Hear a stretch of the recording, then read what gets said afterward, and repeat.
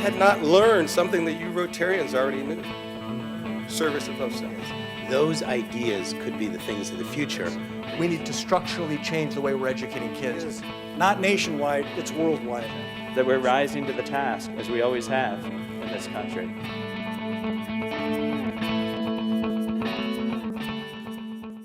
Take us back to that time. How did you mentally and physically prepare for that? Well, I mean, I was 7 years old, and that's when the dream began. It was the first Olympics I can remember watching. It was in the summer of 1976, and the Olympics were held in Montreal. And I come from a very little, tiny coal mining town in the hills of West Virginia. And I'm the youngest of 5 children in a very just loud, crazy Italian family, very athletic family. Wasn't much opportunity for girls in sports. What they did have in that little town was a little dance studio. It was literally called Monica's Dance Studio. And ballet was not my thing. I wasn't the frilly little ballerina. But the instructor in this one particular class would roll out a mat, and I would somersault, and I'd do cartwheels, and I'd flip, and I was in love with it. So fast forward to that summer of 1976, watching a little girl from a country called Romania, I'd never heard of. Her name was Nadia, and it clicked for me. It was like, that's it. That's what I want to do, and there's a name for it. It's called gymnastics. So, a lot of hard work, a lot of sacrifice, and 9 years later, I found myself in Poly Pavilion in that place. It was as loud as the Warriors game last night. I was there. Unbelievable. It erupted. Well, we all remember that moment, huh? Back in '84, most of us, except those who have to Google you. The young people in the room. And we know how we felt, and many of us fell in love with you at that moment. I still have a crush for you. I just want you to know. Do you have my Wheaties box? No, I don't have. Oh, man. Darn it.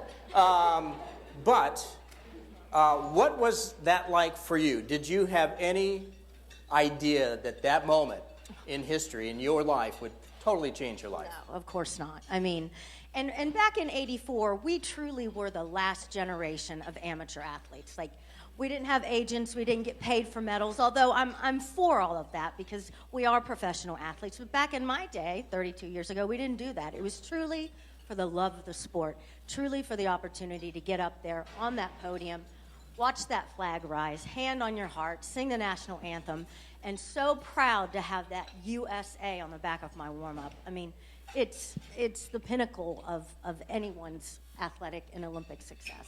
And then you're on a Wheaties box. And then I was on a Wheaties box. I came home with 3 brothers. I came home with 5 Olympic medals, and they were more impressed that I was the first girl they put on a Wheaties box. That's very cool. That was awesome. Pretty cool. I think you might find my picture on a bottle of milk of magnesia or something like that. The sport has changed a lot, huh, in the years since? Yeah, tell us, what are some of the inroads? Well, back in, again, I keep saying back in my day, but USA is a powerhouse now, and that wasn't the case back in the 80s, in the 70s. When I look at the role models that I looked up to, they were the Nadias from Romania. They were the Russians. They were the East Germans. And finally, I take a little bit of pride in this, Brian, that I cracked the door a little bit in Los Angeles at those magical Olympics saying, hey, you don't have to be a Russian to be a gold medalist in gymnastics. I'm from America. We can be trained in this country, and I was born in this country, and we can do it too. So I'm very proud that I kind of paved that road for the athletes that we're going to see in San Jose in July, because you have to be the powerful, strong athlete that I was. That was another big obstacle I had to overcome. I wasn't the pretty little pixie, flexible, graceful gymnast. I mean, the media, you go back and look at articles, they called me Earl Campbell legs, and I was thunder thighs. I was strong, I was powerful. And international gymnastics had never seen anybody like me. But fast forward now to 2016, they all looked like I did. For 4 babies, I don't look like that anymore, but they all have to be strong and powerful because it's so hard. The level of difficulty is so hard. And what you're going to see in July here, and I hope all of you get the opportunity to go and watch these gymnasts, they're the best in the world. And when I say that, we could send 3 teams, it's against the rules, and we would come home with gold, silver, and bronze. It's the best on the globe. Because most of us won't get to Rio to watch them, but you're going to have them right here. So it's a great opportunity. It really is cool. I was there 4 years ago, and Yes. it's kind of the next best thing to being at the Olympics. If you can't be at the Olympics, be at the Olympic trials. Who should we keep our eye on this time? Well, so many of them. And as an athlete, the Olympic trials are more difficult than the actual Olympic Games. I mean, that's how good we are. There are going to be a lot of broken hearts July 10th when we name that team, because there's so many girls that are qualified to be on that team, and there's only 6 spots. Simone Biles, of course, she's the powerhouse. She's won everything. She can fall all over the place and still win. That's how good she is. In fact, I keep saying she needs to compete with the guys. On the men's side, she's that strong. Gabby Douglas, who is our reigning all-around gold medalist, had an amazing comeback. She is strong and solid. Allie Raisman, also from that London team, and just the list could go on and on. I mean, it's going to be who hits that night. That's great. And you'll be back in July. Yes, and I understand it's kind of a reunion of Olympians. Yes, USA Gymnastics is bringing every living Olympian back to these Olympic trials. That's it's like very 100, cool. over 100 of us. That is very something like cool. that. So excited. Yeah.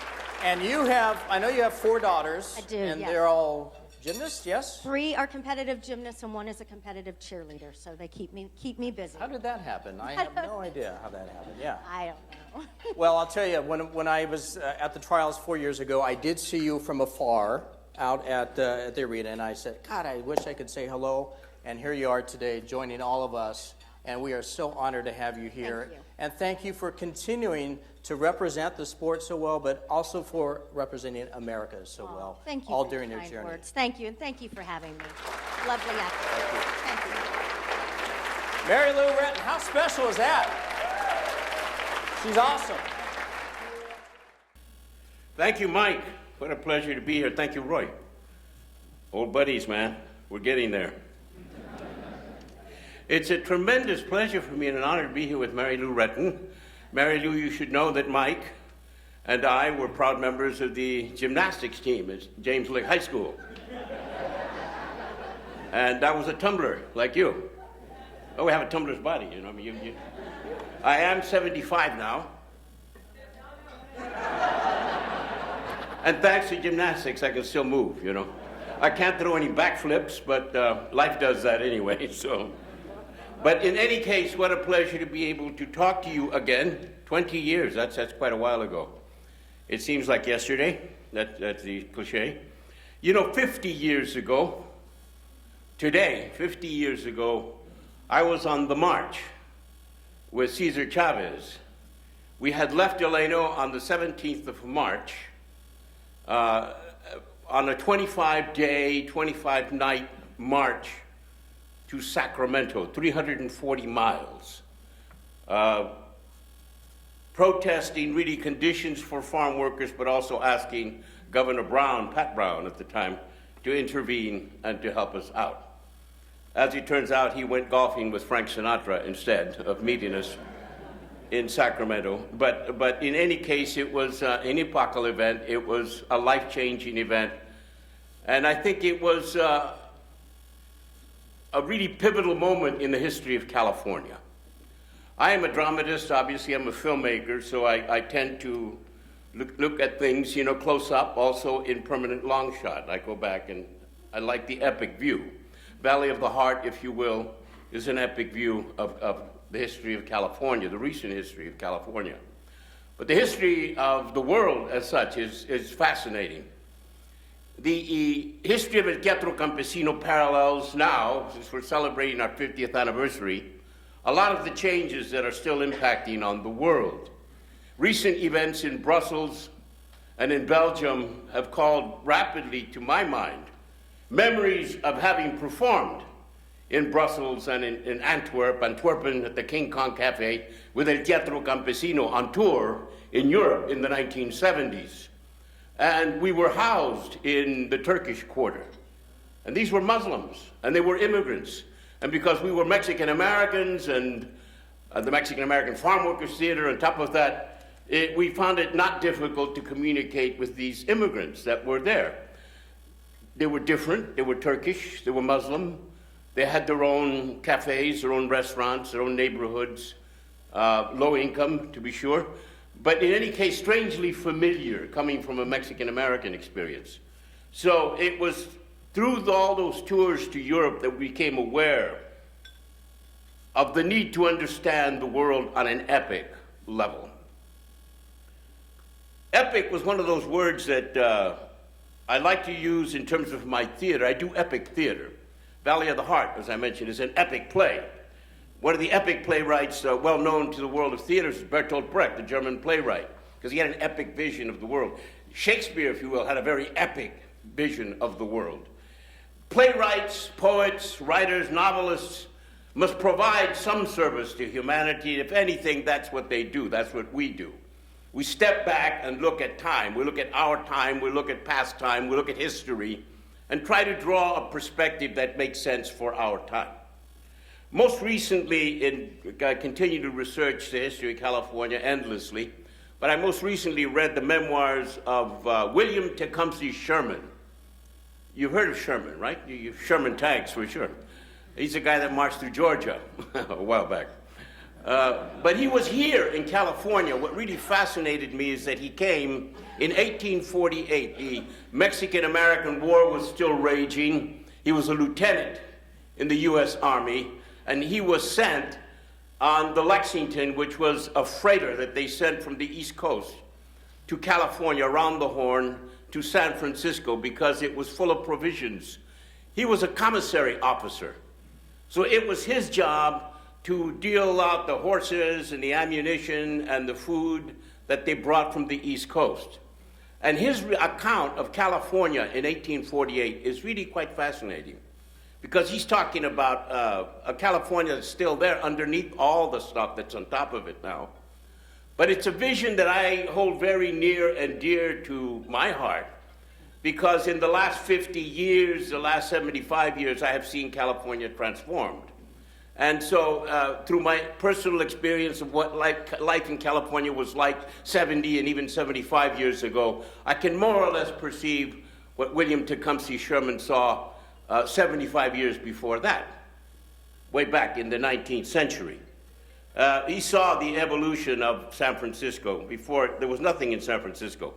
He was one of the first people to put up a house in San Francisco. But he was based in Monterey, and he made it on horseback over to San Juan Bautista and described my town. So I live in San Juan, in the mission town, have been there. That is the headquarters of el Teatro Campesino, has been since 1971.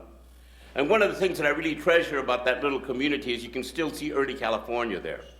And that's the epic view of our state. Our state has become very complex. Certainly in the last 70 years, we have seen the evolution of a population that is, almost beyond control. And in 1940, when I was born, the population of California was 6 million. Of those, most of the Californians were white Anglo-Saxon Protestants. There were less than 1 million Mexicans, 750,000, 120,000 Japanese Americans, maybe 100,000 Chinese, even fewer African Americans. It was basically white Anglo-Saxon Protestant, people from the Midwest. But before that, of course, this is Mexico, California. But there weren't too many Californians, but they were here. San Jose de Guadalupe was here.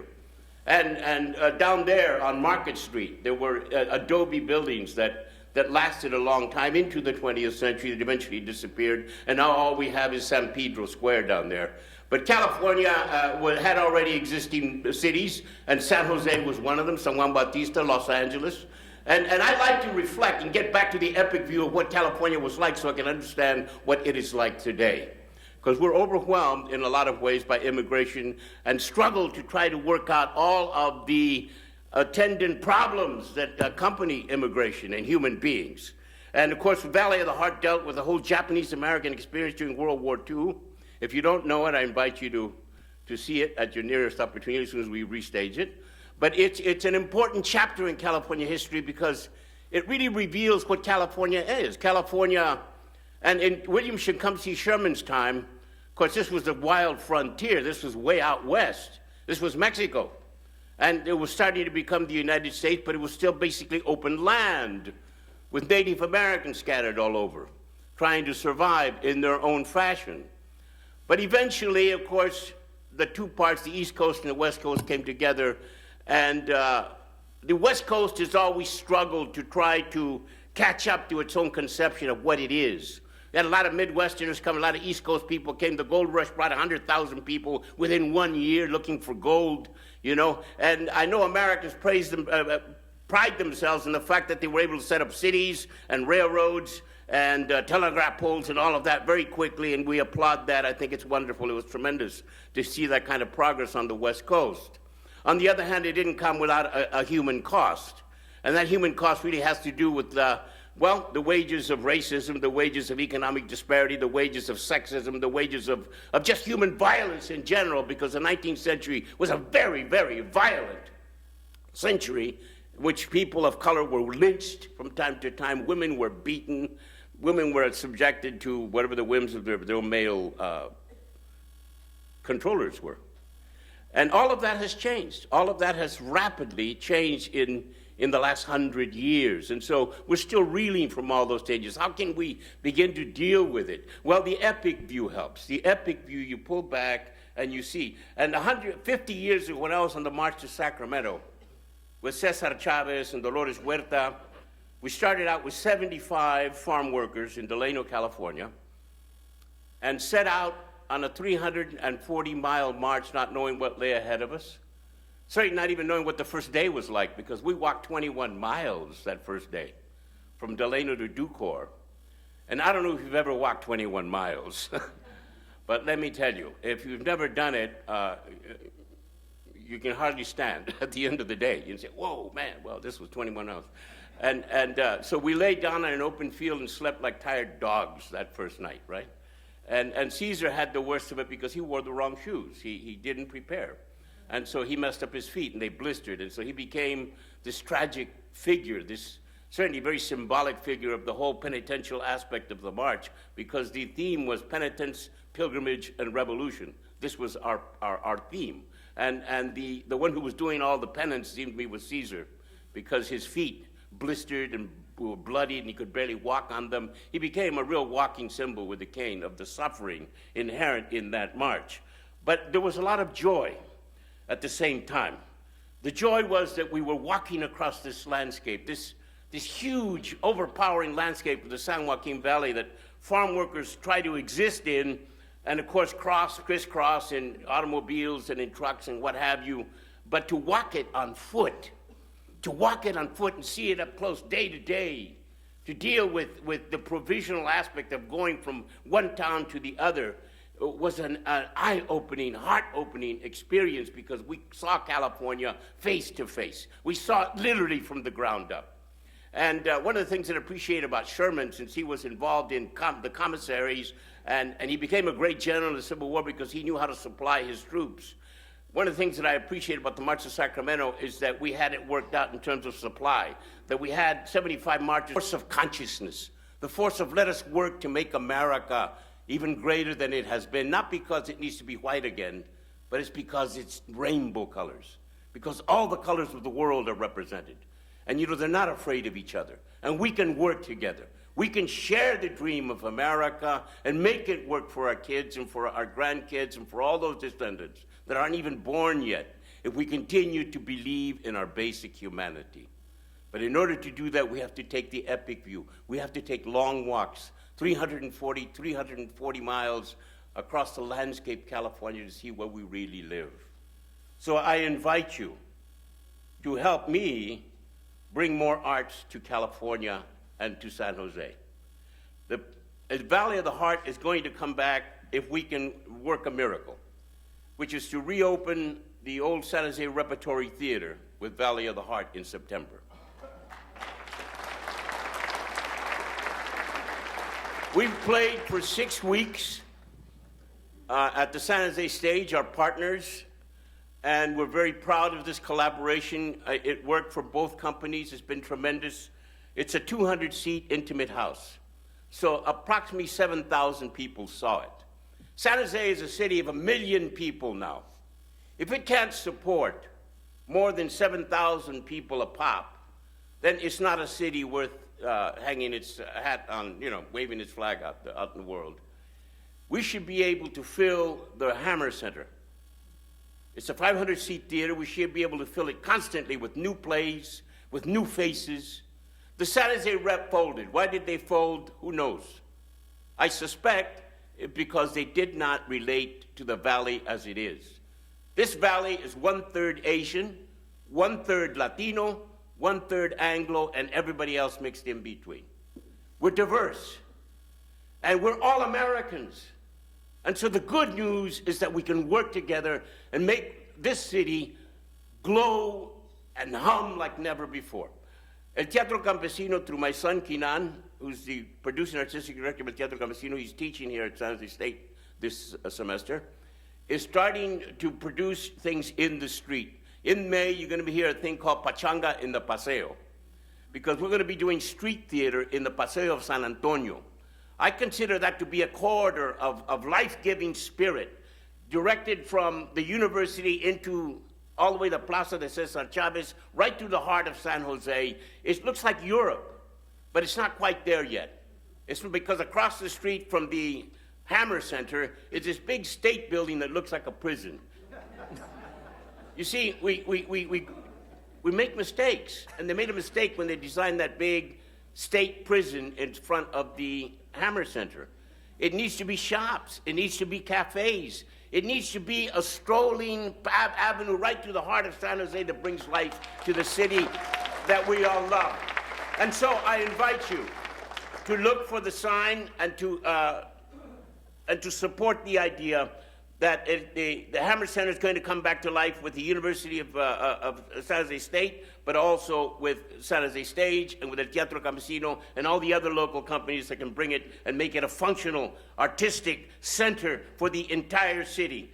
I have other places that I relate to. I'll be celebrating the 50th anniversary of the Music Center in Los Angeles. My play, Zoot Suit, brought Los Angeles back to life. If I can do that in LA, I can do that in San Jose with your help. And so, look forward for the return of Valley of the Heart. What this valley needs is to reactivate and to celebrate its heart so that we can pass on this legacy of beauty, of fertility, and of achievement to future generations. Thank you very much. Fantastic. Epic.